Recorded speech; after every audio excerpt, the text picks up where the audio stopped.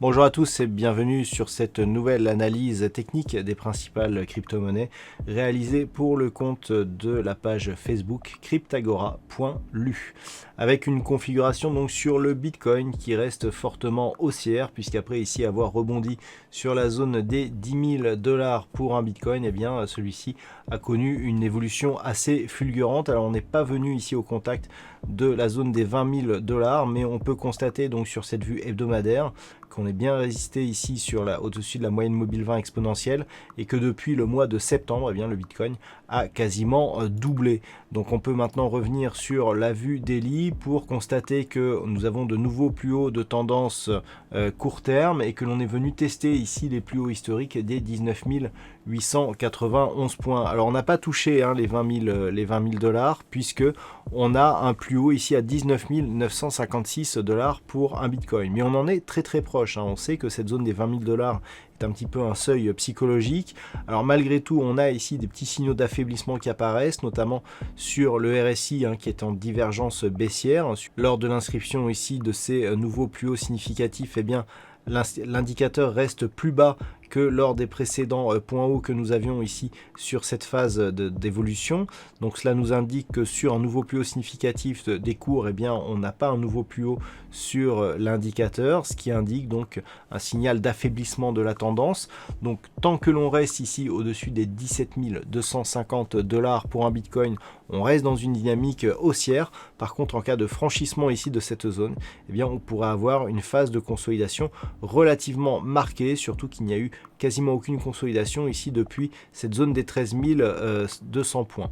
Donc le Bitcoin ici, eh bien tant qu'il est au-dessus des 17 250 $, on reste sur une tendance haussière et forte. Par contre, sur franchissement ici des 20 000 $ pour un Bitcoin, on pourrait libérer assez d'énergie pour continuer à monter d'une manière assez rapide. Et puis enfin sur l'Ethereum, eh bien, nous avions un signal ici de cassure de cette zone des 475 $ pour un Ethereum. On était monté ici quasiment au contact de la zone des 630 $. Et puis eh bien, on a eu ici une configuration technique relativement intéressante. Alors déjà, on va pouvoir relever ici cette zone de résistance puisque l'on peut voir ici que les points hauts significatifs étaient légèrement supérieurs. Idem ici sur ces bougies. Et on peut constater que ces points hauts eh bien, nous ramènent ici sur les points bas de cette configuration.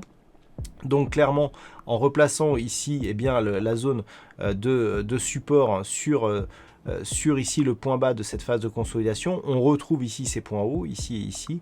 Donc nous avons ici une zone significative, donc approximativement 485 $ pour un Ethereum.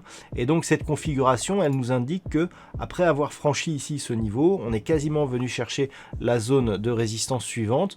On est revenu ici valider ce niveau en tant que support avant d'aller cette fois-ci chercher la zone des 630 $ pour un Ethereum. Donc la dynamique est relativement forte, plus forte que ce que nous avons sur le Bitcoin. On a la moyenne mobile 20 exponentielle ici qui est au-dessus de sa moyenne mobile 20 arithmétique. Et donc en cas de cassure ici des 630 $ pour un Ethereum, eh bien on pourrait libérer assez d'énergie pour aller chercher la prochaine zone de résistance qui se situe à 800 $, donc pour un Ethereum. Donc ce que l'on va guetter la semaine prochaine, c'est bien entendu cette cassure éventuelle ici à la hausse des 630 $. Par contre, à l'inverse, une rupture ici baissière des 480 $ pour un Ethereum, eh bien, serait un gros signal de consolidation.